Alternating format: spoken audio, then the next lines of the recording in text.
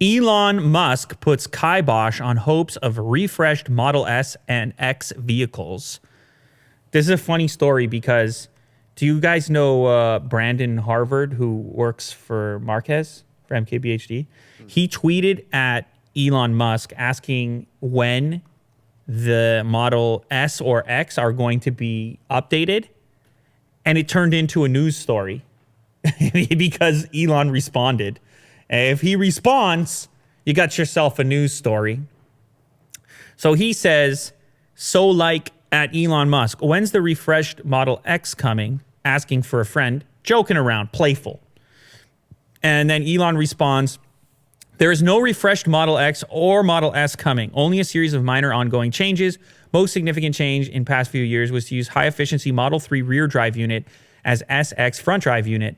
That went into production 3 months ago. Okay, so then Brandon follows up with, will we be seeing an interior revamp anytime soon, though? Appreciate the reply.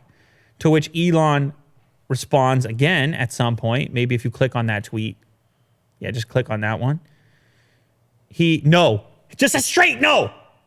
On the internet, Will, they call that savage. Oh, is that what they call it? On the internet, though. In real life, you would never say that. That would be terrible. And then Brandon says, honesty is appreciated. I think he meant to say honesty, but he typed out honestly is appreciated. Thanks, man. And so anyhow, there's some Tesla's taking some heat for this because, of course, it goes into the publications that report on this kind of stuff, tech websites, car websites. The typical refresh cycle for a car, luxury car, something like this, about 4 years, they redo it, right? And part of the reason for that is because buyers in this category that are spending this kind of money on cars, they want to get new cars, right? They want to refresh their car every once in a while. And they want to see something new, have the thrill of buying a new vehicle.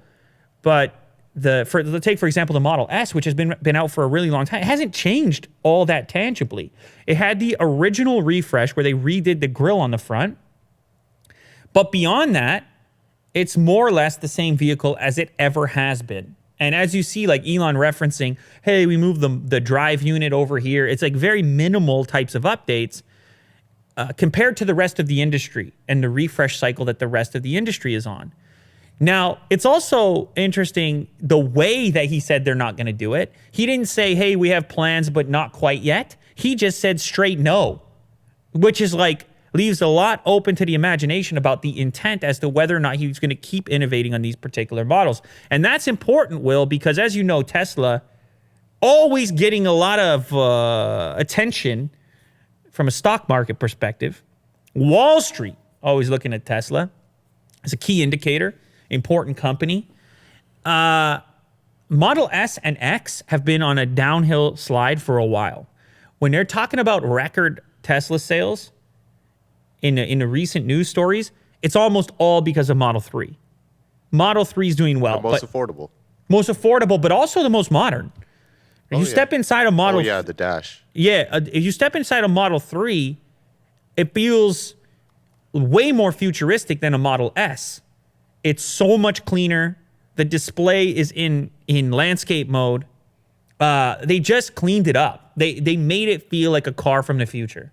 Like if you went into a time machine, you woke up, or I don't know why you're sleeping in a time machine, but let's say you fell asleep, Will, and you woke up 5 years in the future. The Model 3, I think, is the closest thing to like you would step inside and be like, whoa. Yeah.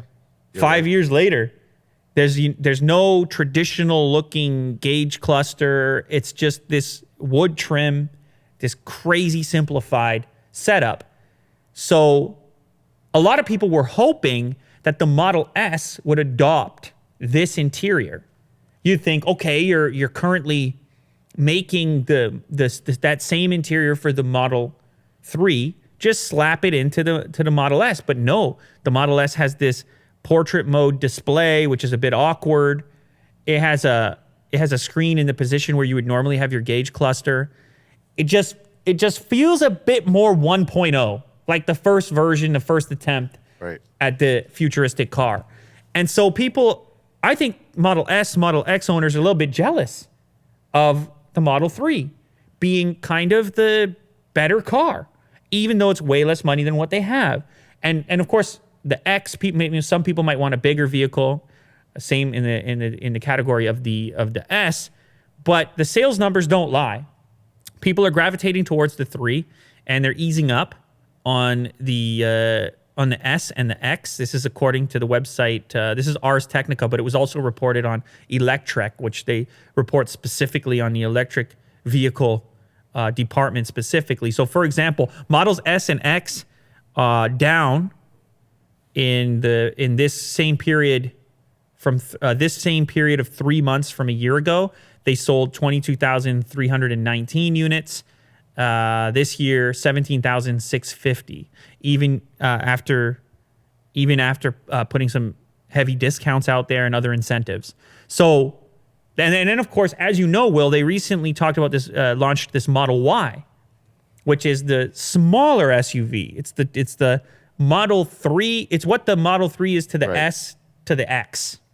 Holy moly, keep all the letters together. The Model Y. And there's some speculation that the Model Y will completely consume the assembly line for the Model S, and they'll just get rid of it. You think so? There's some speculation that that's the case, and people think that's why Elon responded the way that he did. Yeah. Instead of being like, yeah, we're on a schedule of like a year from now or something for an update. Yeah. Just no.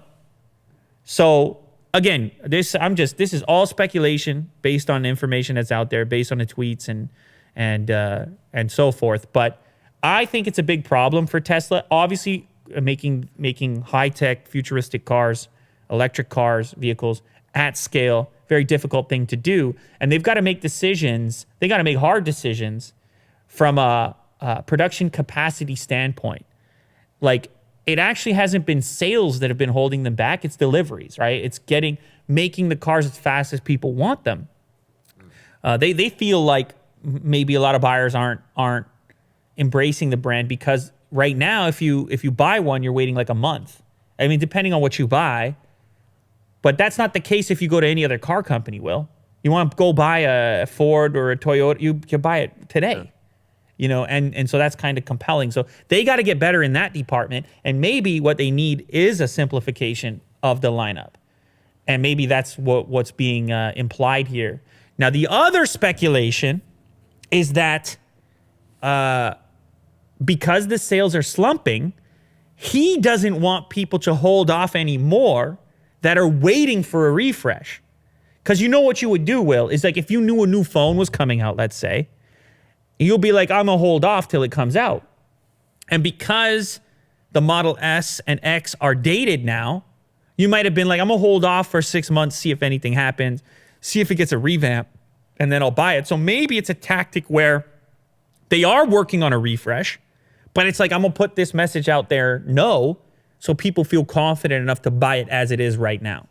So it could be either tactic. I'm not stating it's one or the other, but Tesla's going to continue to have this very unusual path towards success.